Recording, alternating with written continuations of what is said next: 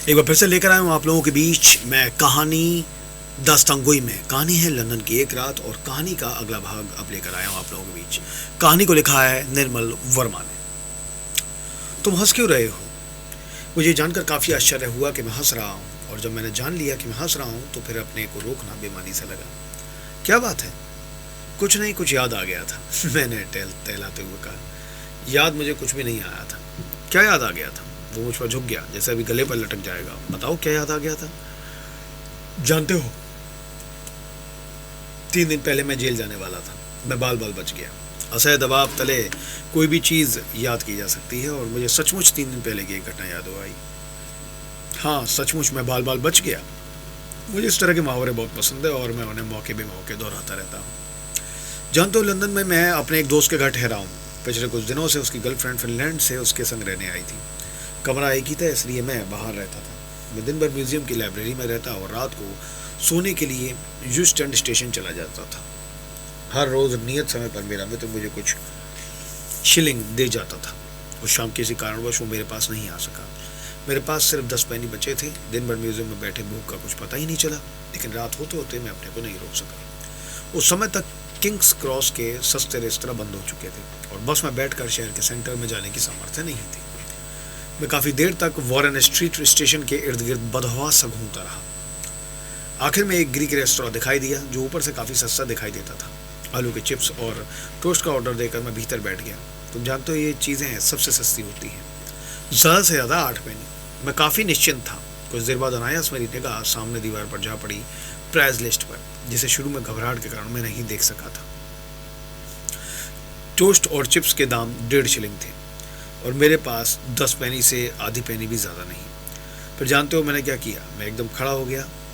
इस तरह मैं जॉर्ज के सम्मुख खड़ा हो गया और ज़ोर से चिल्लाया, गुड इवनिंग। अरे बाहर कैसे खड़े हो? और मैं सचमुच चिल्ला रहा था जॉर्ज के मुंह पर।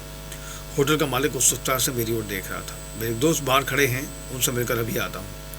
टोस्ट और चिप्स की प्लेट मेज़ पर छोड़कर मैं आगे बढ़ा दरवाजे की तरफ, बिल्कुल सधे कदमों से इस तरह, और मैं सचमुच चल रहा था मेज़ों के बीच। और दरवाज़ा पार करते ही तुम जानते हो, मैंने फिर से मुड़कर नहीं देखा। मैं फिर मुड़कर जॉर्ज के पास आ गया था। लागर का एक लंबा घूंट पीकर मैं बैठ गया था। मैं बहुत देर तक भागता रहा था। और वो तुम्हारे पीछे था? नहीं, हंसी की बात तो यही है कि वो मेरे पीछे नहीं था, और फिर भी मैं एक अंधेरी गली से दूसरी अंधेरी गली में भागता रहा था। और देखो, मेरी जेब में 10 पैनी बच गए थे। हालांकि मेरी भूख बिल्कुल मिट गई थी। तुम भी खूब हो, जॉर्ज ने हंसते हुए कहा। मुझे काफ़ी खुशी हुई कि वो हंस रहा है। मेरा मित्र और उसकी प्रेमिका भी इसी तरह हंसने लगे थे जब दूसरे दिन मैंने उन्हें एक घटना सुनाई थी। हालांकि मुझे हमेशा आश्चर्य होता है कि लोग, विशेषकर वे लोग जिन पर ऐसी घटनाएं बीतती हैं, बाद में किस तरह आसानी से उन्हें हल्का सा रंग दे देते हैं। क्योंकि देखो, उस घड़ी में, बिल्कुल उस घड़ी में जब घटना सचमुच घट रही होती है, आदमी कितना बदहवास सा हो जाता है। बगलों से ठंडा पसीना टपकता हुआ कमीज से चिपक जाता है और भीतर वेवल सी कातरता भर आती है, बावजूद हमारी उम्र के, बावजूद हमारे अनुभव के।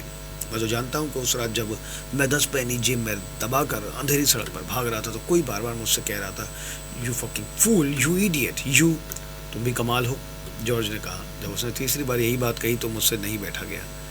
आंखों के आगे घड़ी का डायल फिर से घूमने लगा और मैं टॉयलेट की तरफ बढ़ गया। टॉयलेट नीचे बेसमेंट में था। मैं जल्दी जल्दी सीढ़ियाँ उतरने लगा। मुझे डर था कि कहीं सीढ़ियों पर कुछ ना हो जाए। मैंने मुंह पर हाथ रख लिया और बहुत रहस्यमय ढंग से मुस्कुराने लगा। हुआ कुछ भी नहीं, न सीढ़ियों पर, न वॉश बेसिन में, जिस पर मैं देर तक झुका रहा था, इस इंतजार में कि कुछ बाहर आएगा। और अब घड़ी की सफ़ेद डायल नहीं घूम रही थी। मैंने पंप खोल दिया था ताकि मैं निश्चिंत होकर एक एक चीज़ याद कर सकूं और अपनी आवाज़ ना सुन सकूं। रात की इस घड़ी में मैं यहाँ क्या कर रहा हूँ? नहीं, ऐसे नहीं चलेगा। मुझे इस सिलसिले से ब्यौरेवार हर चीज़ याद करनी चाहिए, जैसे बहुत महत्वपूर्ण हो, जैसे कोई बड़ा सत्य इस पर निर्भर हो। ब्यौरेवार, ये शब्द मुझे जच गया था और मैं बार बार इसे ज़ुबान पर फेर रहा था, क्योंकि मैं कितनी देर तक चीज़ों को याद करने के बजाय यही दोहराता रहा कि मुझे हर चीज़ ब्यौरेवार याद करनी चाहिए। टॉयलेट से बाहर आया तो पाँव ठिठके से रह गए।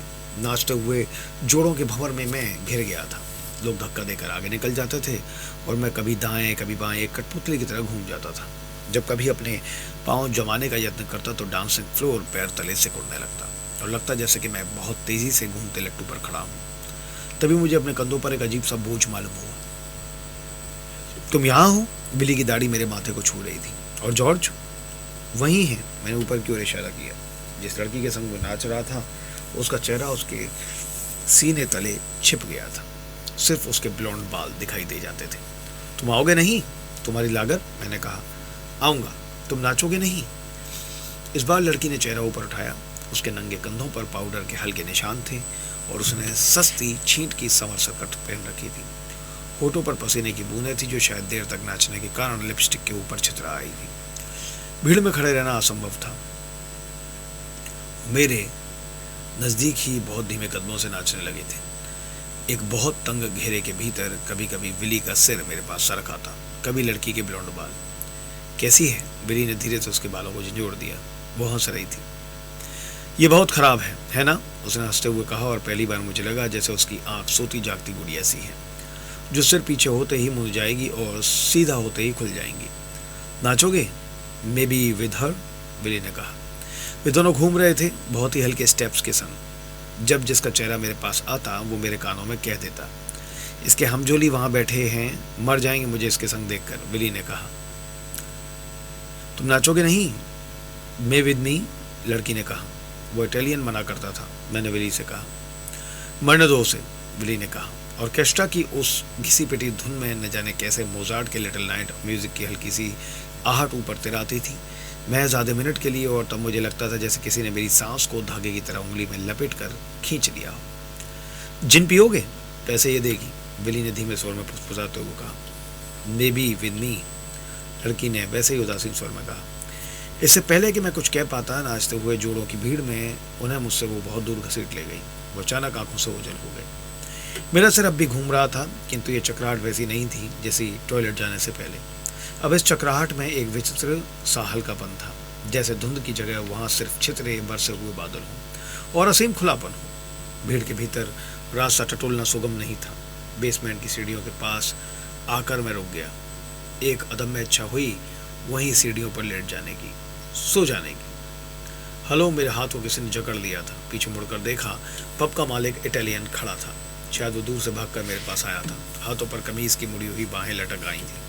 वो हाँफ रहा था जैसे आसपास की हवा उसके सांस लेने के लिए बिल्कुल नाकाफी हो। सुनो, वो तुम्हारा दोस्त है? मैंने कंधे से कोड़ लिए। क्या तुम उसे यहाँ से नहीं ले जा सकते? मेरा मतलब है इस जगह से। हमारे चारों ओर नाचते हुए लोगों का दायरा कभी बहुत तंग हो जाता था, कभी एकदम फैल जाता था। बैठ के आगे कोई व्यक्ति लाउडस्पीकर को दोनों हाथों से पकड़कर गाने लगा था। हम दोनों के बीच हमारी निगाहों के अलावा कोई और नहीं था। तुम क्यों नहीं कह देते? मैंने कहा। मैं उससे कुछ भी नहीं कह सकता, वो मेरी बात कभी नहीं मानेगा। लेकिन क्यों? वो यहाँ क्यों नहीं रह सकता? ये जगह उसके लिए ठीक नहीं है। एक अवश्य सी कातरता उसके स्वर में उभर आई थी। मैं उससे पहले भी कई बार मना कर चुका हूँ। मेरे मन में फिर से इच्छा हुई वहीं सीढ़ियों पर लेट जाने की। देखिए, मैं कुछ भी नहीं कर सकता। हमारी मुलाकात कुछ घंटे पहले हुई थी। आप विश्वास नहीं करते? एक क्षण के लिए मुझे उसके दयनीय चेहरे से घृणा हुई, जैसे मैंने किसी गिलगिली सी चीज़ को छू लिया हो। मैं उसे ठीक से भी नहीं जानता, ये भी नहीं जानता कि उसका पूरा नाम क्या है। मैंने कुछ इस तरह कहा जैसे ज़िंदगी में पूरा नाम जानना बहुत महत्वपूर्ण हो, जैसे उसके बिना कुछ भी नहीं हो सकता। एकाएक उसने मेरे दोनों हाथ पकड़ लिए। वो बिल्कुल मेरे पास सरक आया। तुम यहीं रहोगे? हाँ, मैंने सिर हिलाया। जब तक तुम बाहर ना फेंक दो। उसकी पकड़ ढीली हो गई, किंतु उसकी आंखें अब भी मुझे टटोल रही थी। सीढ़ियाँ चढ़ने लगा। मुझे बराबर ये लगता रहा था कि अब भी उसने मुझे पीछे से पकड़ रखा है। हे ईश्वर, मैं एक सिगरेट पी सकता। लगता है मैंने एक मुद्दत से सिगरेट नहीं पी। जब मैं धक्के खाता और अपनी सामर्थ्य के अनुसार दूसरों को धक्का देता हुआ अपनी मेज़ के पास पहुंचा तो जॉर्ज सबके प्रति तटस्थ होकर सो रहा था। उसका सिर मेज़ के किनारे पर टिका था। उसकी देह कुर्सी पर से कुड़ गई थी। अधमूदी आंखों के बीच सफ़ेद पुतलियाँ मैली रुई के फाहों से उभर आई थी। पहले मुझे भ्रम हुआ कि वो मुझे देख रहा है, जो सच नहीं था। उसके होठों के कोरों पर थूक बह आया था, चाक की महीन रेखा सा, सूखा सा और सफ़ेद, जो मैंने रुमाल से सबकी आंख बचाकर पोंछ दिया।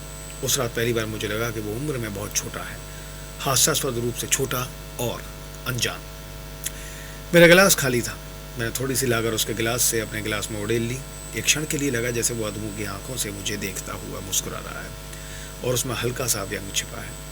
शायद बन रहा है, मैंने सोचा। सो नहीं रहा और फिर मुझे देख रहा है कि शायद ये भी मेरा भ्रम हो, मैंने सोचा और पीने लगा। फिर मुझे कुछ अकेला सा लगा। सोचा अपने मित्र को टेलीफोन कर दूं, हो सकता है उसकी गर्लफ्रेंड अब तक चली गई। और मैं उसके कमरे में सो सकता हूँ, लेकिन यदि वो हुई तो उसे बुरा लगेगा। इसे उठा दूँ, ये कब तक ऐसे सोता रहेगा। मैंने सोचा, इतनी उम्र में घर से भाग आया है और अब सो रहा है। मुझे एक बहुत पुरानी याद आ गई। यूरोप आने से पहले वो घर में आखिरी रात थी। माँ बार बार उठती थी और पानी पीने के बहाने मुझे देखती थी। अपने घर की छत पर मेरी आखिरी रात थी। वो जुलाई की रात थी और मुझे दूसरे दिन चले जाना था, और बाबू मेरे बिस्तर के पास खड़े रहे। सोचा था मैं सो रहा हूँ, मैं सब कुछ देख सकता था। वैसे भी हमारे शहर में जुलाई की रातें बहुत उजली होती थी, आगे मूंद भी लो तो भी सब कुछ दिखता था। पर सहसा अच्छा हुई कि मैं बाहर चला जाऊँ। ये बहुत आसान था। पहले मैं अपनी कुर्सी से उठ खड़ा होऊंगा, फिर दरवाज़ा खोलूंगा और बाहर चला जाऊंगा, जस्ट टू कम आउट। ये बड़ी बात है। फिर मैंने सोचा, उसके मुंह पर थूक फिर बह आया था, होठों से बहता हुआ ठुड्डी तक, जहां नीले कांटों से बाल उगाए थे। मैं रुमाल से फिर उसका मुंह पोंछ देता हूँ। आवाज़ें, एक बदहवासी चीख,